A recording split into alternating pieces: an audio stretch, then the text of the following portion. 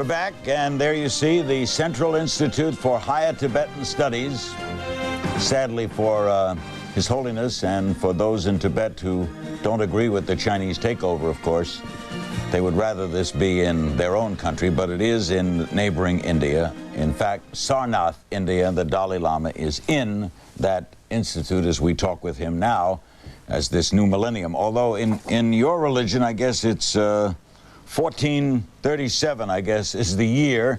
Anyway, you talked about being optimistic and the like, and the return to some morale. Do you think we've seen the end of major war?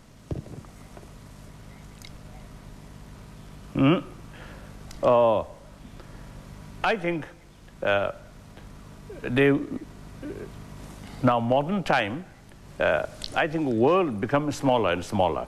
So under these circumstances, I believe the concept of we and they as something independent, completely separate, you see, that concept I think gone. So whole world is just like one entity.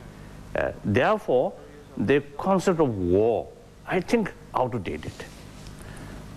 Concept of war means one side 100% victory, or other side defeat. Now that's no longer there, the reality. The destruction of your neighbor is destruction of yourself. So therefore, if we think seriously, I think the concept of war is now outdated.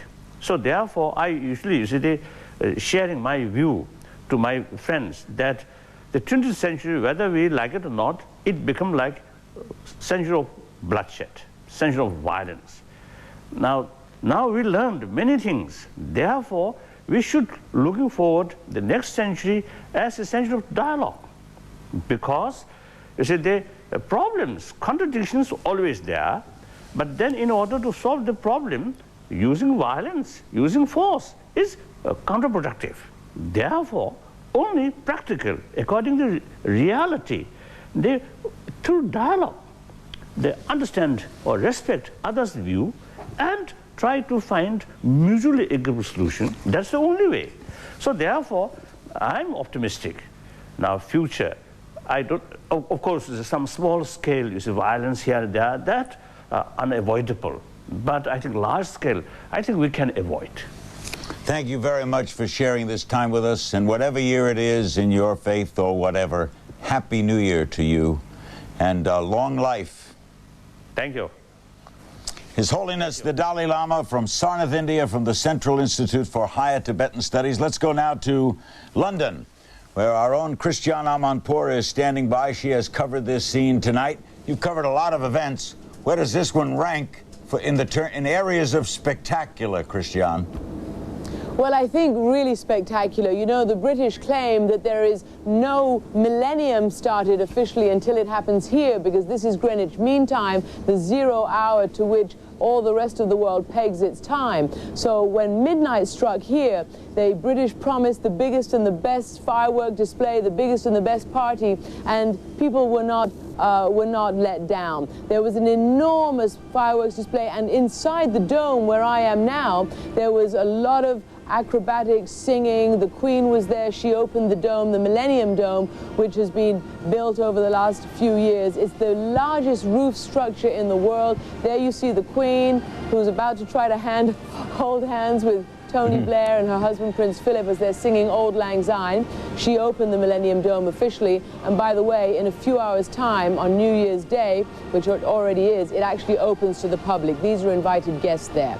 In any event, outside the dome, along the river, along all the bridges and up into Big Ben, there was a spectacular fireworks display that started as Big Ben started to chime down the midnight hour. It went on for 15 minutes. There were 40 tons of fireworks, and it was just the most amazing thing Londoners have ever seen. About 2.5 million people, according to the police, jammed both sides of the River Thames to watch this. Right now, the official partying is winding down. The police have said that the people have to disperse from the Thames.